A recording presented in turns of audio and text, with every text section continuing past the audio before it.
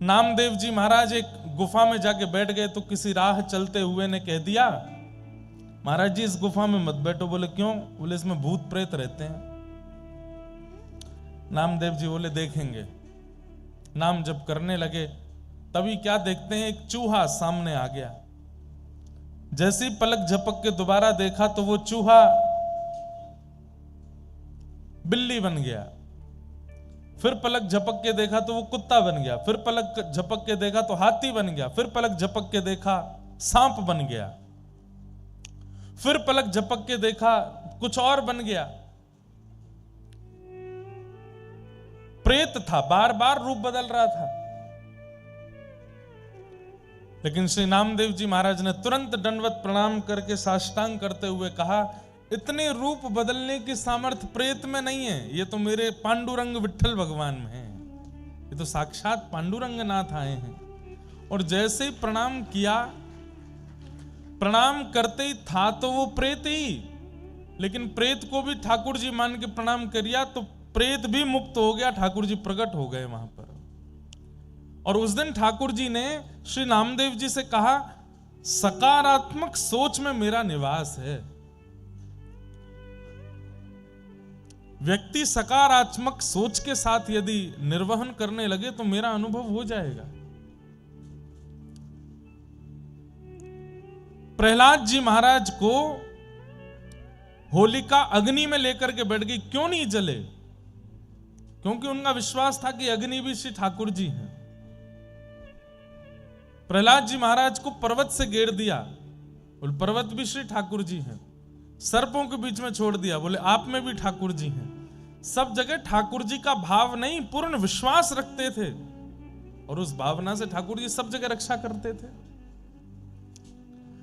हमारे आपके अंदर वस्तु के प्रति भय इस बात को प्रमाणित करता है कि हम ये मानते नहीं है कि इसमें ठाकुर जी हैं, और फिर उससे मिलने वाली हानि हमको होती है। विश्वास तो भक्त का स्वरूप होता है, वो हर परिस्थिति में सकारात्मक सोचता है। हवा चली, व बारिश आई, कुछ हुआ, सब चीज में सकारात्मक। हमारे पूज्य पिताजी महाराज कथाओं में ये तो होता है, साल भर की 2-4 कथाओं में तो होता ही है, आंधी आएगा, तूफान आएगा, पंडाल। अब तो ठीक ठाक कथाएं होने लगी। हमने ऐसी भी कथाएं की हैं। एक जगह कथा हुई थी, पंडाल उड़ गया, एसी उड़ गए, सोफा उड़ गए, श्रोता सब भाग गए, भागवत जी रह गई और हम रह गए।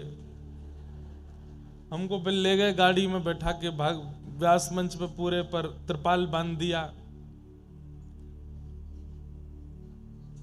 यजमान जी का फोन है, महाराज जी क्या करें? मैंने कहा अब कथा तो होगी, शुरू हो गई है, अब विश्राम नहीं हो सकती। पंडाल वाले भैया से कहा, बोले मैं कैसे बनाऊं? बोले कैसे भी बनाओ। तो रात रात में उन्होंने एक बल्ली पर टंगने वाला पंडाल बना दिया। गांव के लोग फिर से, गांव में हुई थी कहीं कथा, बहुत पुरानी बात है, 2016 या 17 की बात होगी। दूसरे दिन कथा हुई। कथा में नहीं आती थी आंधी, कथा विश्राम में होती थी आंधी। कथा विश्राम हुई तो पूरा पंडाल ऐसे गुब्बारे की तरह उड़ा आकाश में, और फिर एक झोंका आया, फिर उड़ गया। सब भाज गए, जो थोड़ा बहुत सामान वो भी उड़ गया, हम फिर से चले गए। दूसरे दिन फिर यजमान जी का फोन आया, महाराज जी क्या करें? मेरी कथा तो होगी। तीसरा पंडाल बनाया, तीसरे दिन की कथा हुई। तीसरे दिन फिर से आंधी तूफान आया, पंडाल फिर उड़ गया।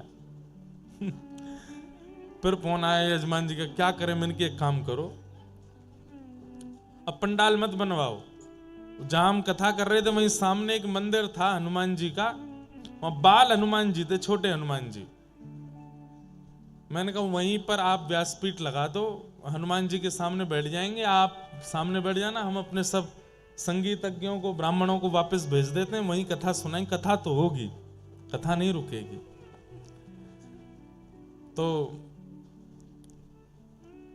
अब ये भिंड जिले की बात है, भिंड मध्य प्रदेश में। वहां पे ददरौआ सरकार एक डॉक्टर हनुमान जी भी हैं, वहां पे भी मैंने कथा की है। तो मैं जहां रुका था वहां से डॉक्टर हनुमान ज्यादा दूर नहीं थे। उस दिन महाराज जी का निमंत्रण था कि आप आइए प्रसाद पाने, तो मैं प्रसाद पाने गया। महाराज जी बोले सब ठीक। मैंने कहा महाराज जी क्या ठीक, इतने परेशान हो गए, रोज आंधी आती है पंडाल उड़ जाता है, 3 दिन हो गए। तो महाराज जी बोले बाल हनुमान जी हैं वहां पे, खेल रहे हैं आपके साथ में। मैंने कहा तो अब क्या करें? बोले यहाँ बड़े हनुमान जी हैं, इनसे प्रार्थना करके जाओ। तो फिर हमने डॉक्टर हनुमान जी से प्रार्थना की कि देख लो हमको कथा नहीं करने दे रहे हैं, रोज पंडाल उड़ा देते हैं, आप आके कुछ करो। फिर बड़े हनुमान जी का सिंदूर और उनकी भभूति लेकर के हम गए वहां, छोटे हनुमान जी को जाकर के भभूति लगाई, सिंदूर लगाया, मतलब उनको शांत किया। शांत खेल रहे थे व्यास जी के साथ। और फिर चौथी बार पंडाल बना, फिर नहीं उड़ा। चौथी बार भी उड़ा। कब उड़ा? जब कथा विश्राम हो गई फिर उड़ गया। जब हम वृंदावन चले गए फिर उड़ गया। तो एक बार ऐसी भी कथा हुई। एक बार हमारे पूज्य पिताजी महाराज की कहीं कथा हुई, तो वहां इतनी जोर की वर्षा हुई कथा के बीच में, सब श्रोता उठे नहीं, नाचने लगे। और नीचे से बोले महाराज जी आप तो कथा, आप कीर्तन कराते रहो, बारिश हो रही है बढ़िया, हम आनंद ले रहे हैं। पिताजी बड़े प्रसन्न थे क्योंकि उन पे एक भी बूंद पानी नहीं आया था। पिताजी बोले तुम लोग कथा सुनो, कीर्तन में नृत्य करो, हम कथा सुना रहे हैं। थोड़ी देर बाद एक श्रोता ने इशारा किया। पिताजी बोले क्या? बोले ऊपर देखिए। ऊपर देखा तो इतनी बड़ी पॉलिथीन भर गई थी, वो भरते भरते भरते नीचे आ गई थी। पिताजी बोले अब भैया देखो कथा विश्राम, आरती हम सूक्ष्म रूप से कर देते हैं, अब हम चलते हैं। बस आरती करके जैसे ही उतरने लगे वो पॉलिथीन फटी, पूरा जल व्यास मंच पे। तो ये तो प्राकृतिक स्थिति है, होती रहती है। परंतु हमें सब स्थितियों में सकारात्मक ही सोचना है। हमारे अमित जी बड़े चिंता कर रहे थे। आज हमको ले गए पांडुपोल हनुमान जी, पांडुपोल हनुमान जी है ना, दर्शन करने के लिए गए।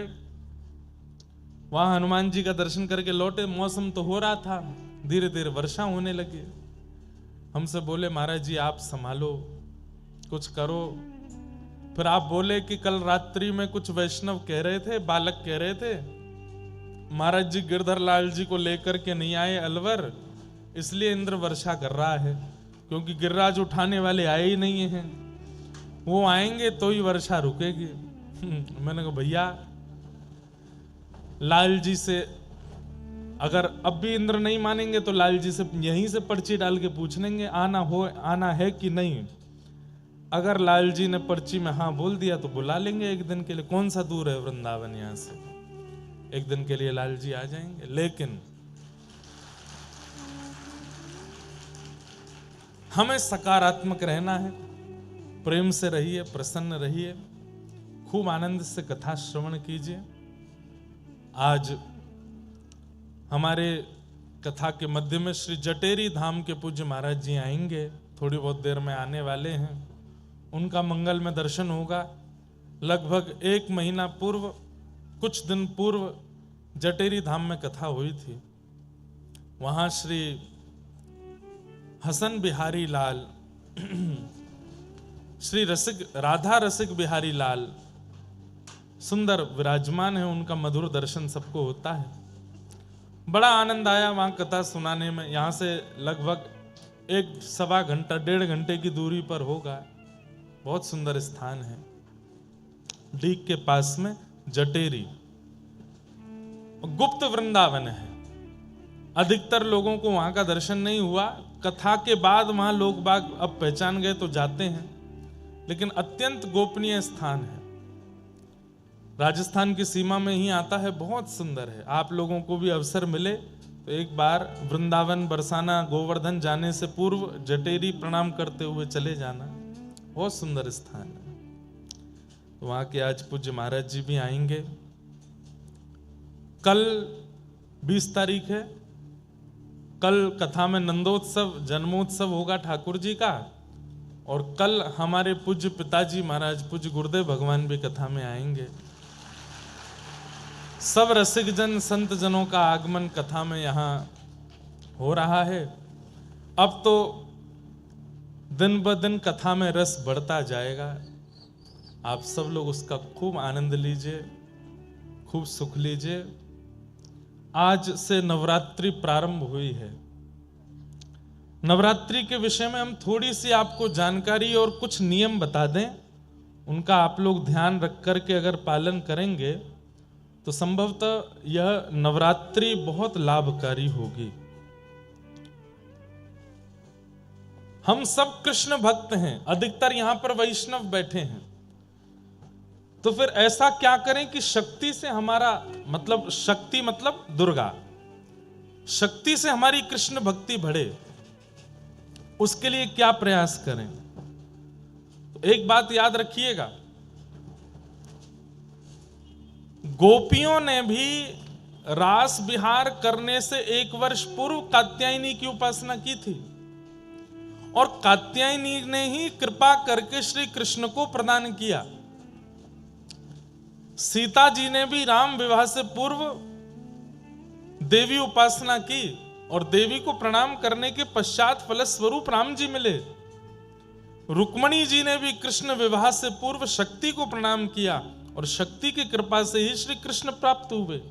इससे यह बात सिद्ध होती है कि कृष्ण प्राप्ति जिन्हें भी करनी है उन्हें पूर्व प्रणाम शक्ति को करना पड़ेगा, देवी को करना पड़ेगा। तो चाहे मैं हूं, चाहे आप हूं, चाहे यहां विराजमान सब हैं, पंचदेव आपके जीवन में होने चाहिए। पहले सूर्य, उनको प्रणाम करो नित्य। बहुत छोटे छोटे से नियम हैं। रोज सुबह उठते ही, स्नान करते ही कुछ मत करिए, बस हाथ जोड़ करके सूर्य प्रणाम। वैसे तो सूर्य को अर्घ बहुत प्रिय है, अगर हो सके तो तुरंत अक्षत चावल और कुछ रोली मिला करके थोड़ा सुगंधित जल करके सूर्य नारायण भगवान को अर्घ प्रदान करो। इतना भी समय नहीं, सामान्य जल से अर्घ प्रदान करो। और अर्घ भी नहीं दे सकते तो कम से कम सूर्य नारायण भगवान की ओर देख करके प्रणाम करो, दंडवत कर लो रोज, सूर्य प्रणाम।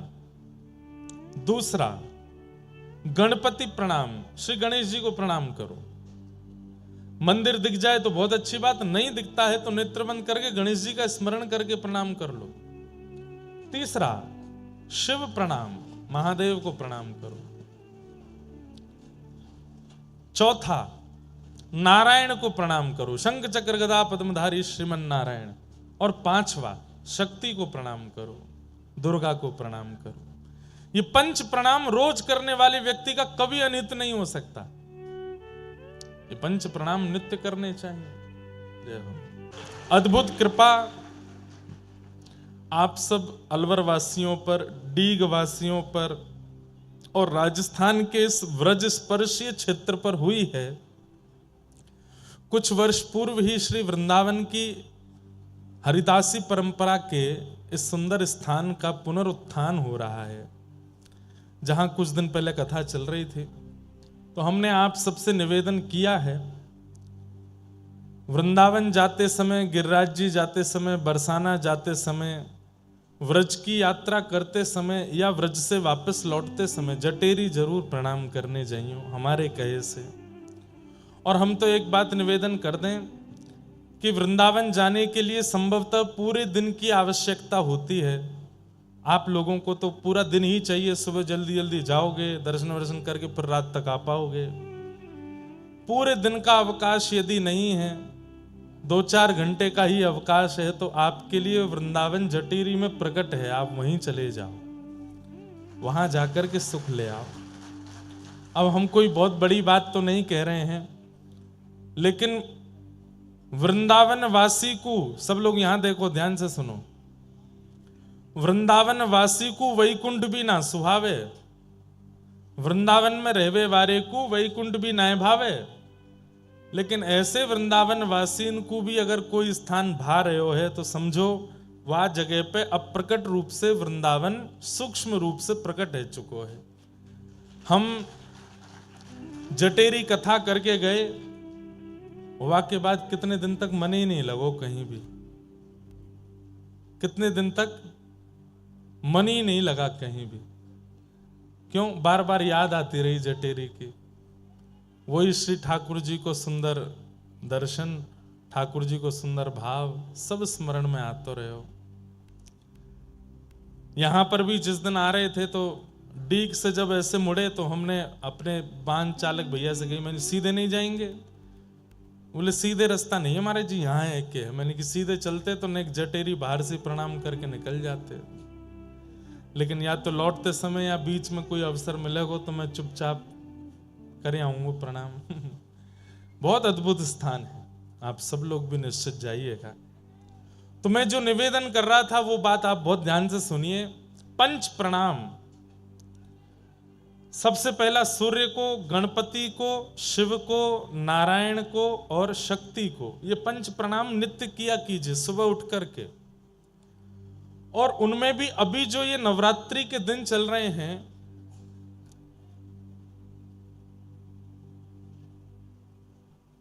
365 दिन में भजन करके, भक्ति करके, साधन करके, नियम करके जिस भाव को आप प्राप्त नहीं कर पाते हैं वो इन विशेष रात्रियों में प्राप्त हो जाते हैं। आप अन्य दिनों में जो साधन करोगे, अन्य दिनों में जो भजन पूजन करोगे, उसका प्रभाव हो सकता है कहीं ना कहीं आपकी योग्यता देख करके प्राप्त होगा, लेकिन इन 9 दिनों में किया गया साधन आपको निश्चित प्राप्त हो जाएगा। और इन 9 दिनों में कोई बहुत बड़ा नियम नहीं बता रहे हैं हम आपको, बस एक नियम बता रहे हैं।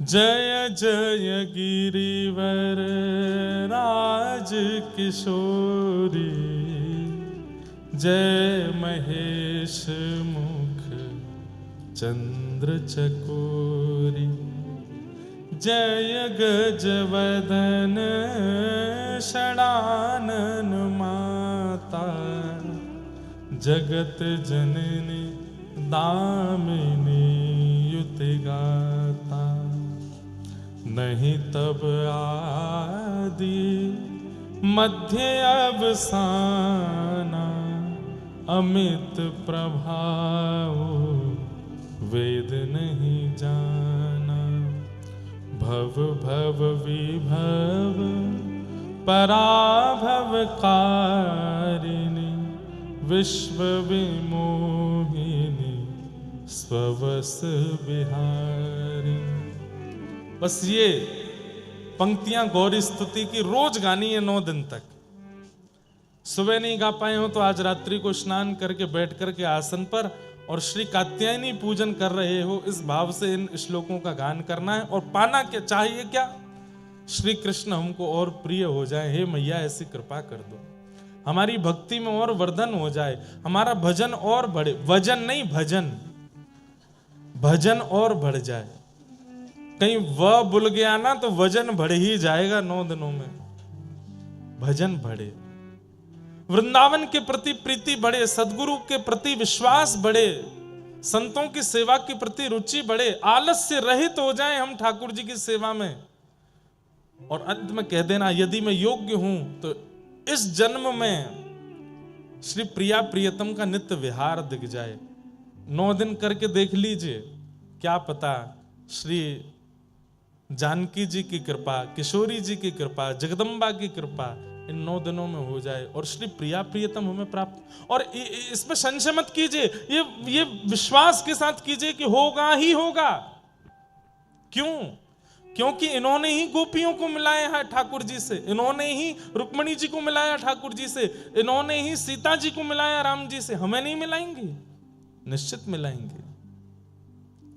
तो 9 दिन ये गौरी स्तुति की 4 पंक्तियां हैं, इनको रोज करना और कुछ मत करिए पूरे दिन। हम तो चकाचक दाल बाटी खा के आए हैं आज हनुमान जी के पास जाके। कोई हमसे बोला महाराज जी नवरात्रि का आज व्रत है। मैंने कि देखो, अगर तुमको लगता है कि ये अन्न है तो मत खाओ, और लगता है कि हनुमान जी का प्रसाद है तो फिर छोड़ना मत। मैं प्रसाद छोड़ोगे तो अपराध लगेगा और अन्न खाओगे तो पाप लगेगा। अब सोच लो क्या करना है। हमारी बढ़िया रीति है। देखो, आप कहोगे महाराज जी तो फिर घर में भी तो अन्न ठाकुर जी को भोग लगाने के बाद प्रसाद हो गया, उसको भी पा सकते हैं। वो आपने अपने पैसे से खरीदा, अपने हाथ से बनाया, बना करके सिद्ध करके ठाकुर जी को भोग लगाया है। पर मंदिर में तो ठाकुर जी के सन्मुख का प्रसाद आपको दिया गया है। आपने प्रयास करके, आपने खरीद करके नहीं दिया, वहां पर अपने धन से नहीं खरीदा उसको, ठाकुर जी का प्रसाद है।